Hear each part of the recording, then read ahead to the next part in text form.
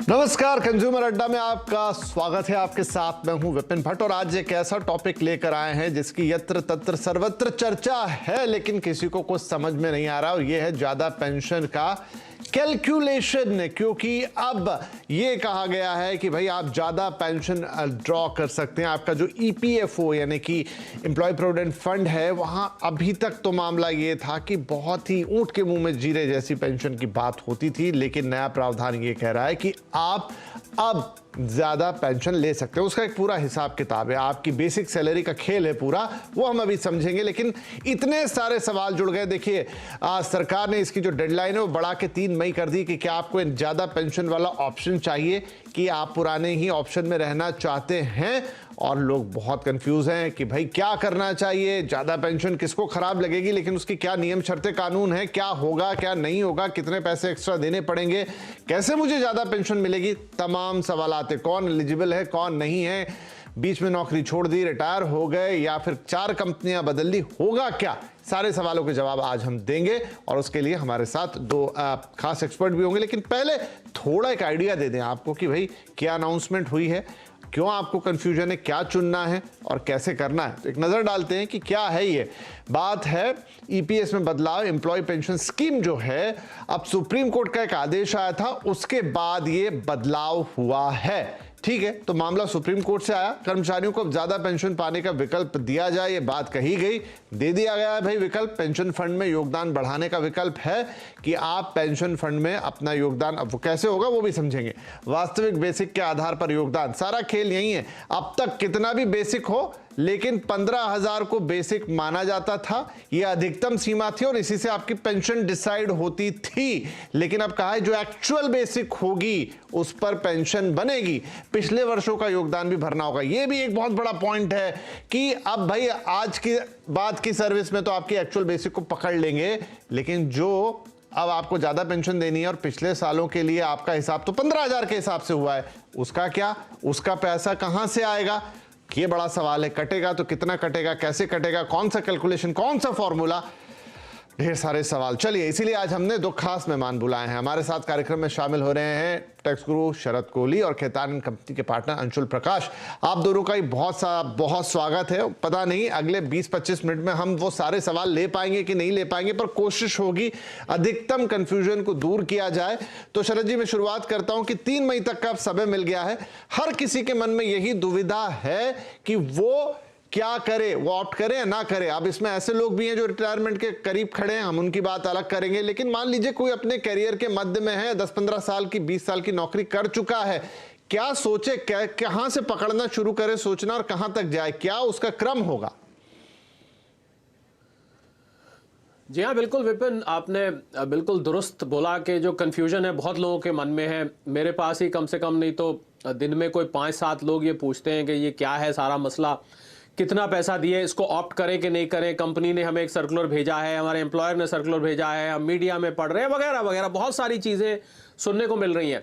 तो मुझे लगता है इसमें थोड़ा सा व्यक्तिगत देखना पड़ेगा। मैं ये सलाह देना चाहूँगा कि आंख बंद करके, क्योंकि ज़्यादा पेंशन, देखिए जब आप ज़्यादा पेंशन शब्द सुनते हैं तो एकदम से आपके कान खड़े हो जाते हैं। और कौन नहीं चाहता, हर कोई चाहता है। जब भारत जैसे देश में जहाँ सोशल सिक्योरिटी हमारे पास उतनी नहीं है जैसे एक विकसित देश में होती है, तो यहाँ पर तो पेंशन, खासकर उन लोगों को जो सरकारी नहीं है या जहाँ पेंशन का ट्रेंड नहीं है, वो तो चाहते हैं कि प्रोविडेंट फंड हमारा पेंशन के रूप में कन्वर्ट हो जाए। तो उन लोगों के मन में ज़्यादा सवाल आ रहा है। पर इसमें देखने वाली बात यह है कि इंडिविजुअल टू इंडिविजुअल ये डिफर कर सकता है। अगर कोई ऐसा व्यक्ति है जो कि पेंशन नहीं चाहता है, उसकी मान लीजिए और कोई सोर्स ऑफ इनकम ऑलरेडी है, या उसकी बाकी की सेविंग्स इतनी बन गई है कि पेंशन है, तो हो सकता है वो इसको ना भी ऑप्ट करना चाहे। पर ज्यादातर लोग, मुझे ऐसा लग रहा है विपिन, कि इसको ऑप्ट करेंगे। उसका रीजन ये है कि आपको एक सिक्योर्ड और एक तरह से प्रोविडेंट फंड का हम जाते हैं, सबसे ज्यादा अगर लो रिस्क कोई इन्वेस्टमेंट होता है या low risk parking of funds होता है तो वो है पहले। और इसको समझना ये होगा कि ये एक एन्युटी की तरह है, ये कोई ऐसा जादू नहीं है जो आपके लिए किया जा रहा है कि आप अपना पैसा जमा, क्योंकि आप ही के पैसे पर आप ही को पेंशन दी जा रही है। पहले ये समझना, 8.33% जो कंट्रीब्यूशन आप देंगे, उस कंट्रीब्यूशन के ऊपर ही आपको पेंशन आएगी। फर्क सिर्फ इतना आया है कि पहले 15,000 रुपए की कैप थी, अब ये 15,000 रुपए की कैप नहीं है। जो सुप्रीम कोर्ट ने जो वर्ड यूज किया है वहां उन्होंने एक्चुअल सैलरी यूज किया है। पर मेरा ऐसा मानना है विपिन कि एक्चुअल सैलरी, क्योंकि सुप्रीम कोर्ट ने एक जनरल ऑर्डर पास किया है जो गाइडलाइंस प्रोविडेंट फंड की होती है, वहां पर बेसिक सैलरी यूज किया जाता है। अब एक कंपनी में मान लीजिए किसी की 1 लाख रुपए सैलरी है, उसका बेसिक मान लीजिए 80,000 है, या बेसिक 60,000 है, या बेसिक 50,000 है, बेसिक 30,000 है, बाकी के अलाउंसेस है, तो वहां पर ज्यादा कंफ्यूजन हो रहा है। क्योंकि और दूसरा ये कि अगर आप पिछला भी बैकलॉग क्लियर करते हैं और आप पेंशन उस हिसाब से चाहते हैं, हालांकि मैं यहाँ ये शो के शुरू में ही ये बात जोड़ना चाहूंगा विपिन, कि जो रजिस्ट्रेशन की डेट थी वो आनन फानन में एक सर्कुलर निकाल के प्रोविडेंट फंड अथॉरिटीज ने निकाल दिया, पर उसकी जो मोडालिटीज थी, मतलब उसमें ये कैलकुलेशन कहां से शुरू होगी, कितनी होगी, बाकी मोटा मोटा ये स्पष्ट है कि आपको कंट्रीब्यूशन डालना पड़ेगा, चाहे वो अपने वॉलंटरी प्रोविडेंट फंड में से ट्रांसफर करें। आप अपने जो प्रोविडेंट फंड का हम जब जानते हैं इसके 2 हिस्से होते हैं, एक आपका पेंशन कंट्रीब्यूशन होता है ईपीएस जिसको हम कहते हैं, और एक आपका भविष्य निधि प्रोविडेंट फंड होता है 8.33 और 3.67, ये मेरे ख्याल ज्यादातर लोगों को मालूम है। तो आपको वो 8.33 अपना पूरा करना पड़ेगा अगर आपको वो पेंशन चाहिए। तो जहां आपने कैलकुलेशन का जिक्र किया विपिन, तो कैलकुलेशन के लिए मैं ये कहना चाहूंगा कि आप अगर अपनी पेंशन कैलकुलेट कर रहे हैं तो पेंशन आपकी 8.33% के हिसाब से ही कैलकुलेट होगी। तो ये आप देख लीजिए कि जो पेंशन के लिए एन्युटी अमाउंट बन रहा है वो 8.33% ऑफ बेसिक सैलरी, 15,000 की कैप हट गई है, जो लोग रजिस्ट्रेशन करा रहे हैं और जिनका रजिस्ट्रेशन एक्सेप्ट हो जाएगा वो कैप हट गई है, तो उस कैप के हटने से जो वो कैलकुलेशन है वो आपको पूरी करनी ही पड़ेगी। और दूसरी ध्यान रखने वाली बात यह है कि एम्प्लॉयर और एम्प्लॉई विपिन दोनों इसकी साझा यानी कि जॉइंट इसको अप्रूवल देंगे, तभी ये नया प्रक्रिया शुरू हो पाएगी। पर इसकी मोडालिटीज और फाइनल डिटेल्स अभी जो एक कहावत है कि डेविल लाइज इन डिटेल, तो फाइनल डिटेल्स अभी आनी बाकी है, पर मोटा मोटा ये स्पष्ट हो गया है कि 8.33% के वो मैजिक परसेंटेज आपको मेंटेन करनी पड़ेगी। ठीक है, तो ये तो समझ में आ गया कि आज के बाद से जो 15,000 का कैप है आपकी बेसिक पे वो हट गया, आपकी एक्चुअल बेसिक का जो कि 12% आपका बनता है उसमें से 8.33% जो है वो एक्चुअल बेसिक पे कैलकुलेट होगा और उस हिसाब से आपकी आगे की पेंशन बनेगी। ये वैसे काफी हद तक साफ है। अंशुल जी, जहां कंफ्यूजन है वो ये है कि अब ये रेट्रोस्पेक्टिव होगा, आपको पुराना हिसाब किताब करना पड़ेगा। किसी की 10 साल की नौकरी है, किसी की 15 साल की है, किसी की 20 साल की है, किसी ने 4 कंपनियां बदली है, कोई एक ही कंपनी में है, वो पुराना पैसा कैसे एडजस्ट होगा? क्या उसका कोई फॉर्मूला है? देखिए, फॉर्मूला तो कानून में क्लियरली दिया हुआ है, pensionable years of service, pensionable salary divided by 7। But अगर आप 20 फरवरी का सर्कुलर ईपीएफओ का खोल के देखेंगे तो उसमें उन्होंने ये साफ कह दिया है कि ये जो फॉर्मूला है उसमें बदलाव हो सकता है। और दूसरा, जहां तक कंट्रीब्यूशन का सवाल है, इसमें कोई बात तय नहीं हुई है कि आप कितना पीछे जा सकते हैं। जैसे ही आप कहते हैं कि मुझे हायर पेंशन का ऑप्शन एक्सरसाइज करना है और मैं अपने एम्प्लॉयर के साथ ये जॉइंट ऑप्शन दूंगा या डिक्लेरेशन दूंगा, आपको अपना कंट्रीब्यूशन जो देना है वो इंटरेस्ट के साथ देना है। तो केवल मूल ही नहीं है कि उसके साथ साथ आपको ब्याज भी देना है। और मैं इसमें एक और बात ऐड करना चाहता हूं, सुप्रीम कोर्ट का जो जजमेंट आया है उसमें कोई बदलाव नहीं है कानून में। उन्होंने बस इतना बोला है कि जो अमेंडमेंट हुआ था, जो संशोधन हुआ था एम्प्लॉइज प्रोविडेंट पेंशन स्कीम में, उसमें जो 15,000 की लिमिट रखी गई थी जिस तक एलिजिबिलिटी बनती है, मेंबर हो सकते हैं, उसको उन्होंने कहा कि हम अपहोल्ड करते हैं। लेकिन जिन लोगों ने, जिन मेंबर्स ने ऑलरेडी अप्लाई कर दिया है ज्यादा पेंशन बेनिफिट के लिए एज ऑफ 1 सितंबर 2014, उन लोगों को हम ये मौका देते हैं कि हमारे जजमेंट से 4 महीने, जो अब तारीख एक्सटेंड भी हो गई है, ये ऑप्शन आप एक्सरसाइज कर सकते हैं।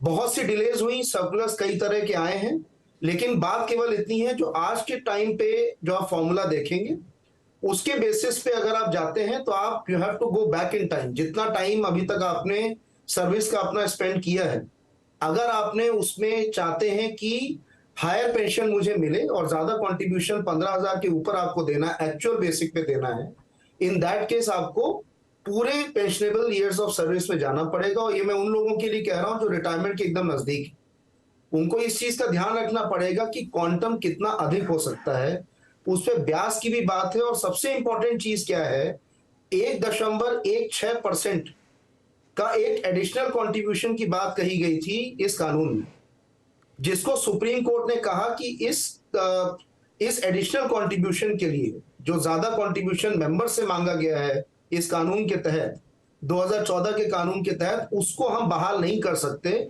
उस एनलमेंट को हम सस्पेंशन पे रखेंगे। तो अभी 6 महीने का टाइम सरकार को दिया गया था, ईपीएफओ को दिया गया था कि आप मेंबर से वो 1.16% एडिशनल कंट्रीब्यूशन नहीं मांग सकते, क्योंकि ये कानून के पर्पस को डिफीट करता है, बहाल नहीं करता है। तो उसके लिए ये समय दिया गया सरकार को, बट ये आपको ध्यान में रखना पड़ेगा बतौर मेंबर कि ऐसी पॉसिबिलिटी है, ये हो सकता है, ऐसी सिचुएशन आ सकती है कि कल को जब वो 6 महीने पूरे हो और सरकार, ईपीएफओ सामने जाती है, भविष्य निधि संगठन जब सुप्रीम कोर्ट के सामने जाके बोलता है कि हमारे पास कोई और ऐसा कोई प्रावधान नहीं आ पा रहा है जिससे हम एडिशनल फंडिंग कर सके, जिससे कि हम ये हायर पेंशन लोगों को दे पाएंगे, तो हमारे पास और कोई चारा नहीं है बजाय इसके कि हम 1.16% का एडिशनल कंट्रीब्यूशन मेंबर से लें। तो बात केवल, तो आप ये कह रहे हैं कि 3.16% का कंट्रीब्यूशन ये क्लियर है, यही बैकलॉग में देना होगा? ये तो ये एडिशनल है, नॉट जस्ट ये पुराना जो आपको कंट्रीब्यूशन अधिक देना है हायर पेंशन के लिए आपकी एक्चुअल सैलरी पे, वो तो अपनी जगह है। उसके अलावा 1.16% का ये एडिशनल देना होगा, ठीक है। लेकिन जो अंशुल जी, जो पुराना हिस्सा है उसके लिए क्या आप कह रहे हैं मौजूदा फॉर्मूले से ही बात चल जाएगी? क्योंकि मेरी तो बेसिक पिछले कई सालों में कई बार बदली होगी। अब जैसा कि शरद जी ने भी अभी बोला, अगर आप सर्कुलर खोल के देखेंगे तो ये कोई क्लैरिटी नहीं आ पा रही है कि उसका फंडिंग होगी कैसे। फॉर्मूला जो फिलहाल है, जो मैंने आपको बताया, pensionable salary multiplied by pensionable years of service divided by 7, तो ये आपका फॉर्मूला है। लेकिन ये फॉर्मूला में बदलाव हो सकता है, जैसा कि ठीक है। तो शरद जी, अब इसमें महत्वपूर्ण सवाल ये उठता है कि चलिए जो भी फॉर्मूला हो, ये हो या कोई और फॉर्मूला हो, अब बहुत सारे अलग अलग तरीके के लोग हैं। बहुत सारे लोग बीच में अपना पैसा निकाल लेते हैं अपने प्रोविडेंट फंड से, चाहे घर में शादी हो, मकान बनाना हो, जो भी अलग अलग उसके नियम कायदे कानून हैं। तो उनका पैसा, अब उनके आज के फंड में कितना पैसा है? अगर मान लीजिए उतना पैसा है जहां से उसमें से ले लिया जाएगा तो ठीक है, कम पड़ जाएगा तो फिर उसकी वसूली कैसे होगी? इन सवालों के जवाब का क्या कोई अभी स्पष्टीकरण है? देखिए, बिल्कुल साफ तौर से तो विपिन स्पष्टीकरण नहीं है, पर अगर आप लॉजिक और कैलकुलेशन के हिसाब से देखेंगे तो एक स्पष्टीकरण निकल के आता है। वो ये आता है कि अगर आप मान लीजिए 50,000 रुपए बेसिक का 8.33% लेके चल रहे हैं, जैसे पहले की जो स्कीम थी 1995 वाली, उसमें 1,000 से लेके 7,500 तक पेंशन बन सकती थी, जो मैक्सिमम पेंशन बन सकती थी, इससे ज्यादा नहीं बनती थी। अब मान लीजिए आप पेंशन 6 गुना ज्यादा चाहते हैं, तो 6 गुना ज्यादा का मतलब है मेरी पेंशन जो मैक्सिमम है वो 45,000 रुपए महीने तक पहुंच रही है। मैं एक उदाहरण के तौर पे ले रहा हूं। तो अगर मुझे पेंशन 45,000 रुपए या 50,000 रुपए महीने की चाहिए, तो मुझे जो अब मेरे ईपीएस में जो कंट्रीब्यूशन है, जो कॉर्पस है, वो कॉर्पस 8.33% के हिसाब से मुझे उसको टॉपअप करना पड़ेगा। अब सवाल उठता है ये टॉपअप कैसे होगा? या तो आपके जो प्रोविडेंट फंड में जो बैलेंस है उसमें से आप उधर ट्रांसफर करने का ऑप्शन दिया जाएगा कि ये, क्योंकि ये आपकी मर्जी है, प्रोविडेंट फंड अल्टीमेटली आप ही का पैसा होता है, आपकी मर्जी है, आप उसको लमसम लेना चाहते हैं या आप उसको पेंशन की तरह से लेना चाहते हैं, मतलब आप कम्यूट कराना चाहते हैं या पेंशन लेना चाहते हैं, क्योंकि जैसा कि मैंने कहा ये एक एन्युटी स्कीम की तरह है। तो कैलकुलेशन स्पष्ट विपिन ये निकल के आती है कि आपको जितनी पेंशन चाहिए, आप इसको रिवर्स देखें कि आपका जो पेंशन का टारगेट है उसको आप जब पीछे की तरफ कैलकुलेशन करेंगे उतना कॉर्पस आपको बनाना पड़ेगा। अगर वो कॉर्पस कम पड़ रहा है तो या तो आपको एडिशनल कंट्रीब्यूट करना पड़ेगा या आपको अपने पेंशन प्रोविडेंट फंड से पेंशन फंड में ट्रांसफर करना पड़ेगा। इसकी माइनर क्लैरिफिकेशन नहीं आई है, पर कैलकुलेशन की दृष्टि से लॉजिकली यह समझ में आ रहा है कि आपका पेंशन का टारगेट आपके हाथ में होगा, आप जो शॉर्टफॉल है उसका वो पूरा करिए। अब सवाल ये उठेगा कि एम्प्लॉयर उसको कैसे पूरा करेगा? जैसा कि आपने ठीक कहा कि आप मान लीजिए 3-4 नौकरियां भी बदल के आ चुके हैं और पहले के एम्प्लॉयर को तो आप छोड़ चुके हैं, तो उसको कैसे? तो मेरा ऐसा मानना है, हालांकि स्पष्टीकरण इस पे आना जरूरी है, पर मेरा ऐसा मानना है कि उस हालात में एम्प्लॉय को जो टारगेट उसका पेंशन अमाउंट है वो अपनी जेब से देना पड़ेगा, क्योंकि नया एम्प्लॉयर कभी भी तैयार नहीं होगा कि मैं शॉर्टफॉल पूरा करूंगा। वो क्यों शॉर्टफॉल पूरा करेगा? वो एडिशनल कॉस्ट क्यों बियर करेगा? तो वो मेरे हिसाब से एम्प्लॉय को वो पैसा, अगर उसकी टारगेट पेंशन उसने बना रखी है, उसको वो पूरा करना पड़ेगा। तो अगर मैं आसान भाषा में इसको बोलूं तो आप पहले अपना पेंशन का टारगेट सेट कर लीजिए, उसकी रिवर्स कैलकुलेशन से आप कॉर्पस फंड तक पहुंच जाइए। जब आप कॉर्पस फंड तक पहुंचेंगे आपको यह अंदाजा हो जाएगा कि मुझे इसमें कितना शॉर्टफॉल है जो पूरा करना है, क्या मेरा एग्जिस्टिंग एम्प्लॉयर पूरा कर रहा है, मैं अपनी जेब से कर रहा हूं या मैं अपने प्रोविडेंट फंड से ट्रांसफर कर रहा हूं, ये इस पर विपिन निर्भर करेगा। चलिए, तो अब ब्रेक लूं उससे पहले क्विक सवाल अंशुल जी आपसे कि जब इतनी ज्यादा कंफ्यूजन है और क्लियरिटी नहीं है, आज मैं ऑप्ट कर लेता हूं, कल को मुझे लगा कि नहीं ये तो नहीं हो पाएगा मुझसे, तो क्या मेरे पास बाहर निकलने का विकल्प होगा? इसमें ऐसा कोई ऑप्ट आउट वाली बात तो नहीं कही गई है, बट अल्टीमेटली जहां तक मैंने देखा है कि एक बार आपने ज्वाइंट ऑप्शन एक्सरसाइज कर लिया तो उसके बाद उससे निकलने का विकल्प यही है कि आप रिक्वेस्ट कर सकते हैं। बट ऐसा अगर आप देखें तो ऑप्ट इन ऑप्ट आउट अगर चलने लगा तो इस बात का महत्व ही खत्म हो जाएगा कि नहीं, लेकिन ये उस कंडीशन में कह रहे हैं ना जब आपको क्लैरिटी ही नहीं, आप किसी को मालूम ही नहीं कि कितना पैसा देना है, कितना वो जो डेफिसिट है वो भरना पड़ेगा, उसके पास वो पैसा है नहीं है, किसी के पास होगा किसी के पास नहीं होगा, वहां प्रोविडेंट फंड में रखा है तो ठीक है। लेकिन मैंने कहा उन लोगों का जिन्होंने किसी कारण से निकाल लिया है, जिन्होंने कभी विड्रॉ ही नहीं किए, अलग अलग नौकरियां बदल ली, तो सबके लिए अलग अलग कंडीशन बनेगी। शरद जी क्विकली। हाँ बोलिए शरद जी क्विकली, लेकिन मैं ब्रेक लूं उससे पहले क्विकली एक दो लाइन।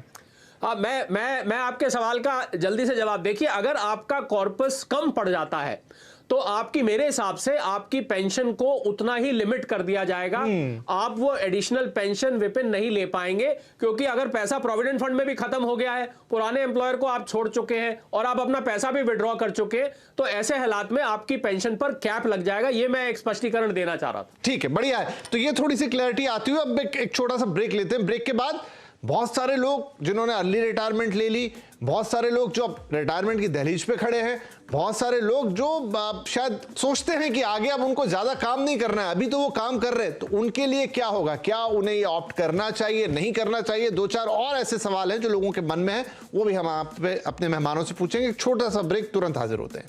पेंशन क्या है कैलकुलेशन, एक सर्कुलर जिसने सबको कंफ्यूज कर दिया है कि भाई एक नई पेंशन स्कीम है, आप ज्यादा पेंशन चाहते हैं उसको आप ऑप्ट करें कि नहीं करें। तारीख बढ़ गई है लेकिन साथ में कंफ्यूजन भी बहुत बड़ा है, तो उसी कंफ्यूजन को आज सुलझाने की कोशिश।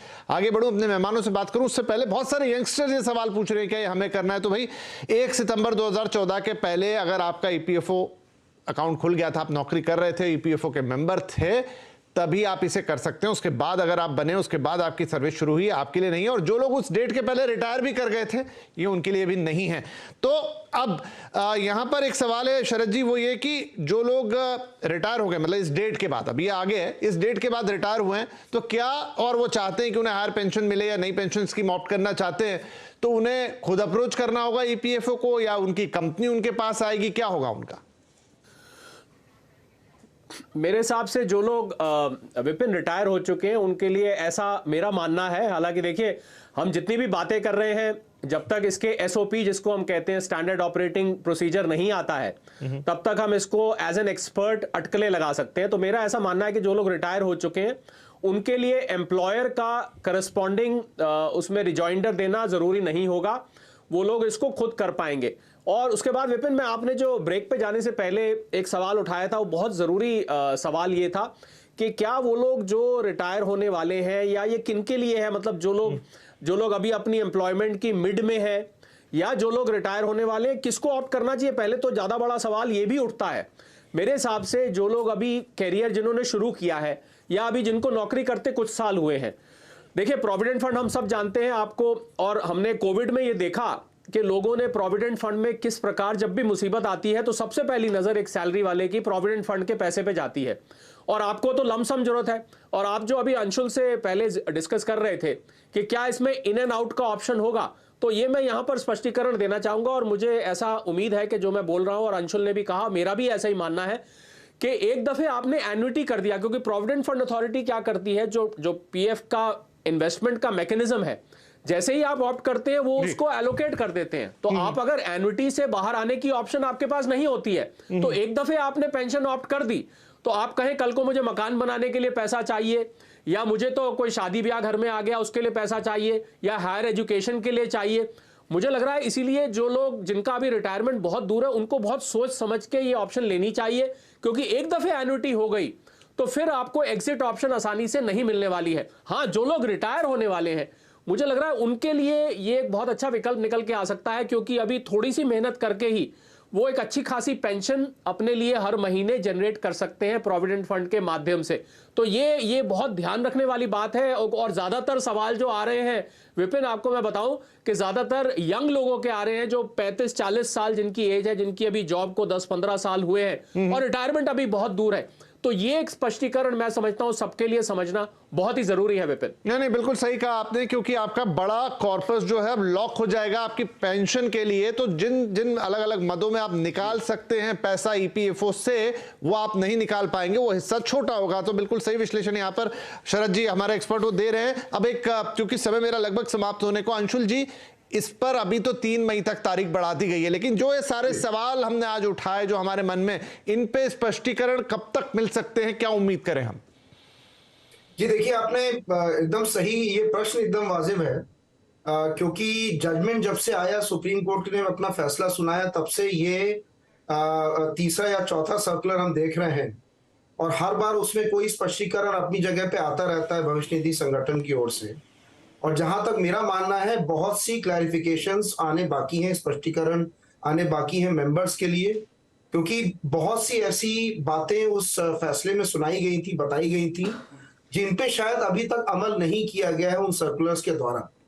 स्पेशली अगर आप देखें तो वो फॉर्मेट क्या होगा, किस फॉर्म में आप अपना ऑप्शन देंगे, उस ज्वाइंट डिक्लेरेशन को देंगे एज एन एग्जिस्टिंग मेंबर, वो भी अभी तक क्लियर नहीं हो पाया। इनफैक्ट जो पुराना सर्कुलर आप देखेंगे, फरवरी का जो सर्कुलर आया था, उसमें भी ये चीज निकल के सामने आती है, जो रीजनल प्रोविडेंट फंड कमिश्नर हैं, जो आयुक्त हैं, उन पे भी निर्भर करता है वो किस तरह का फॉर्मेट बना के दे सकते हैं। तो पहली बात कि वो फॉर्मूला क्या रहेगा कि आप कितने समय पहले जाके किस तरह से अपना कॉन्ट्रीब्यूशन एडिशनल दे सकते हैं।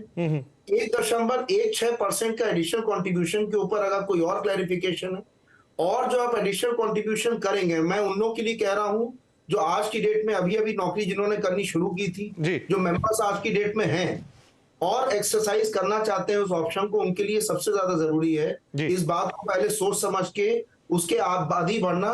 केवल इसलिए क्योंकि एम्प्लॉयर आ रहे हैं, आपकी संस्था आपके पास आ रही है कहने के लिए कि आप ऑप्शन एक्सरसाइज कर लीजिए, जल्दबाजी में कोई कदम ना उठाएं। नहीं, बहुत बढ़िया। आप दोनों की जो बातें मेरे ख्याल से आज कई लाखों लोगों का जवाब दे गई होंगी इस देश के अंदर, जिन्होंने भी कार्यक्रम सुना। और आगे तो क्योंकि अब ये सोशल मीडिया पर रहता है, तो आप इसे निकाल के 4 बार 10 बार यूट्यूब पे, फेसबुक पे रिवाइंड कर करके सुन लीजिए कि भाई क्या कहा है हमारे दोनों एक्सपर्ट्स ने, किसको ये ऑप्शन ऑप्ट करना है, कौन कौन सी चीजों में अभी स्पष्टीकरण आना बाकी, और किस कंडीशन में क्या प्रोबेबिलिटी हो सकती है, क्योंकि मामला थोड़ा उलझा हुआ और जटिल है। और जैसा कहा कि अभी इसमें और लगातार स्पष्टीकरण आते रहेंगे। बहुत सारी चीजें जो आज हमने बात की शायद उतनी आगे कांस्टेंट ना रहे, लेकिन मोटा मोटा हिसाब किताब शायद आपको इस कार्यक्रम से जरूर समझ में आ गया होगा कि आपको क्या करना। बहुत शुक्रिया आप दोनों का ही। और जैसे जैसे इस पे बातें आगे बढ़ेंगे, एक बार फिर बैठेंगे और दर्शकों को और क्लैरिटी देने की कोशिश करेंगे। आज के लिए शुक्रिया, नमस्कार।